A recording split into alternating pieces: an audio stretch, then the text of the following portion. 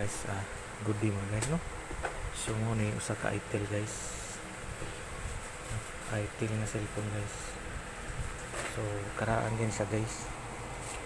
So ang problema ni guys ang charging area. Kaya ang charging area na guys da sa may igbaw, wala din siya sa lubot. So da sa igbaw guys.